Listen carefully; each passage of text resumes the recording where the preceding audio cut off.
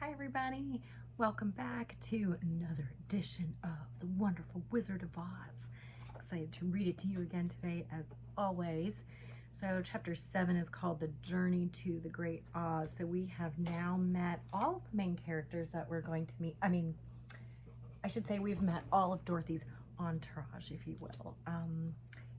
And I'm excited to find out what happens next. It's been a really long time since I read the book. I know the movie by heart, of course, I've seen it so much, but I don't think I've read this book since I was a kid, so it's been kind of fun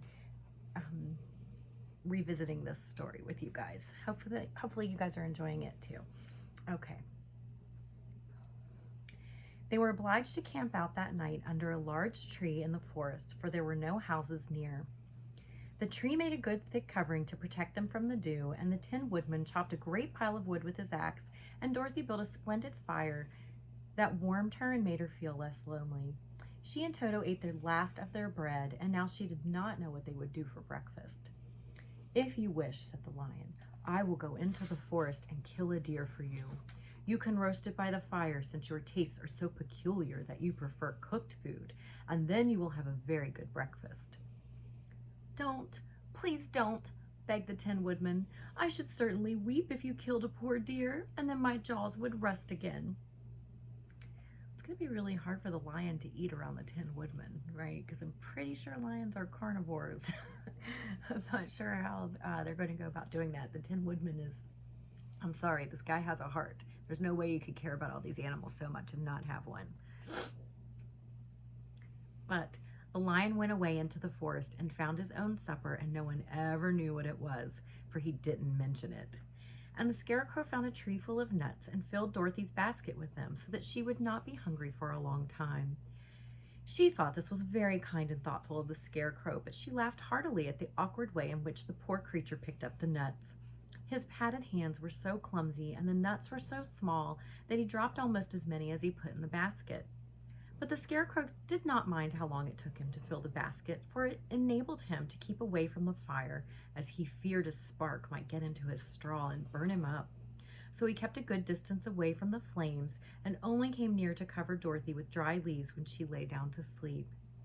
These kept her very snug and warm, and she slept soundly until morning. When it was daylight, the girl bathed her face in a little rippling brook, and soon after they all started toward the Emerald City. This was to be an eventful day for the travelers. They had hardly been walking an hour when they saw before them a great ditch that crossed the road and divided the forest as far as they could see on either side. It was a very wide ditch, and when they crept up to the edge and looked into it, they could see that it was also very deep, and there were many big, jagged rocks at the bottom.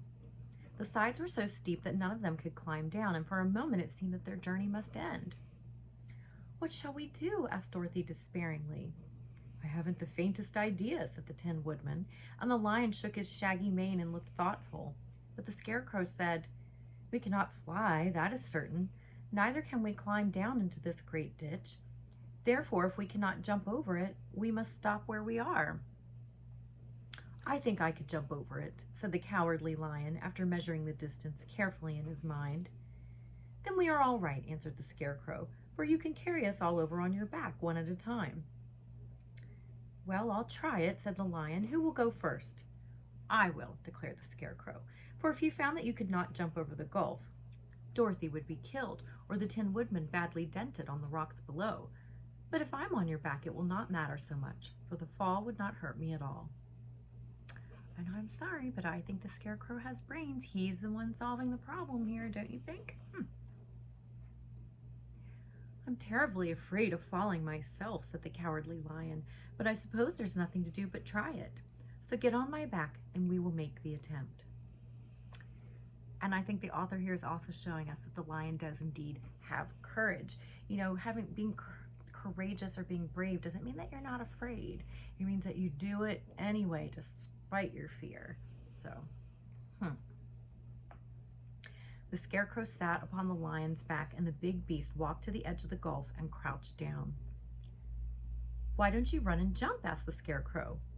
"Because that isn't the way we lions do things," he replied, and then giving a great spring, he shot through the air and landed safely on the other side. They were all greatly pleased to see how easily he did it, and after the Scarecrow had got down from his back, the lion sprang across the ditch again. Dorothy thought she would go next, so she took Toto in her arms and climbed on the lion's back, holding tightly to his mane with one hand. The next moment it seemed as if she was flying through the air, and then, before she had time to think about it, she was safe on the other side. The lion went back a third time and got the Tin Woodman, and then they all sat down for a few moments to give the beast a chance to rest, for his great leaps had made his breath short, and he panted like a big dog that has been running too long.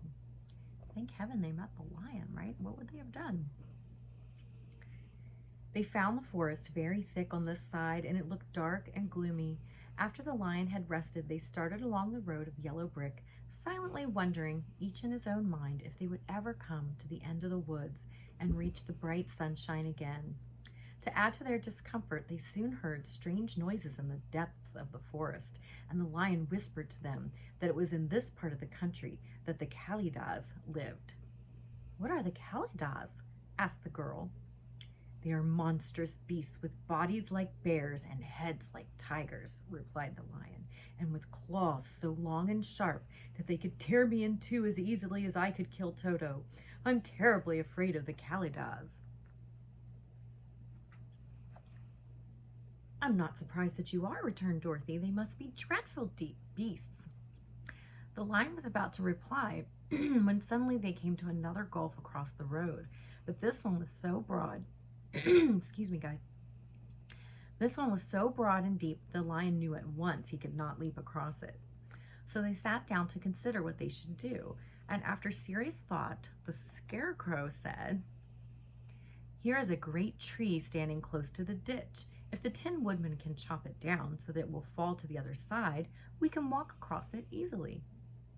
"That is a first-rate idea," said the lion. "One would almost suspect you had brains in your head instead of straw." The woodman set to work at once, and so sharp was his axe that the tree was soon chopped nearly through. Then the lion put his strong front legs against the tree and pushed with all his might, and slowly the big tree tipped and fell with a crash across the ditch, with its top branches on the other side. They had just started to cross this strange bridge when a sharp growl made them all look up, and to their horror, they saw running toward them two great beasts with bodies like bears and heads like tigers. "They are the Kalydahs," said the Cowardly Lion, beginning to tremble. "Quick," cried the Scarecrow, "let us cross over."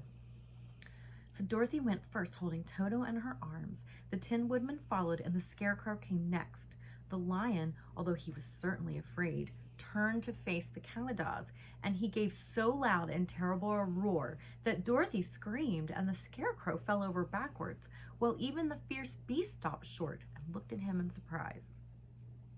But seeing they were bigger than the lion, and remembering that there were two of them and only one of him, the Kalydahs again rushed forward, and the lion crossed over the tree and turned to see what they would do next. Without stopping an instant, the fierce beast also began to cross the tree, and the lion said to Dorothy, "We are lost, for they will surely tear us to pieces with their sharp claws. But stand close behind me, and I will fight them as long as I am alive." This dude has courage, I'm telling you. "Wait a minute," called the Scarecrow. He had been thinking what was best to be done, and now he asked the woodman to chop away the end of the tree that rested on their side of the ditch. The Tin Woodman began to use his axe at once, and just as the two Kalydahs were nearly across, the tree fell with a crash into the gulf, carrying the ugly, snarling brutes with it, and both were dashed to pieces on the sharp rocks at the bottom. "Well," said the Cowardly Lion, drawing a long breath of relief, "I see we are going to live a little while longer, and I am glad of it, for it must be a very uncomfortable thing not to be alive. Those creatures frightened me so badly that my heart is beating yet." "Ah," said the Tin Woodman sadly, "I wish I had a heart to beat." This adventure had made the travelers more anxious than ever to get out of the forest, and they walked so fast that Dorothy became tired and had to ride on the lion's back. To their great joy, the trees became thinner the further they advanced. In the afternoon, they suddenly came upon a broad river flowing swiftly just before them. On the other side of the water, they could see the road of yellow brick running through a beautiful country with green meadows dotted with bright flowers, and all the road bordered with trees hanging full of delicious fruits. They were greatly pleased to see this delightful country before them. "How shall we cross the river?" asked Dorothy. "That is easily done," replied the Scarecrow.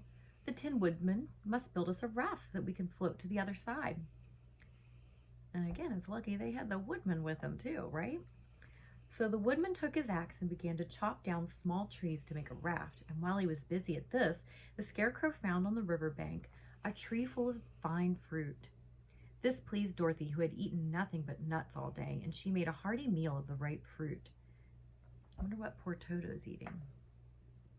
Maybe the lion catches something for him too. But it takes time to make a raft, even when one is as industrious and untiring as the Tin Woodman, and when night came, the work was not done. So they found a cozy place under the trees where they slept well until the morning, and Dorothy dreamed of the Emerald City and of the good Wizard Oz, who would soon send her back to her own home again. There's a couple pictures for you guys. Look how big the lion is.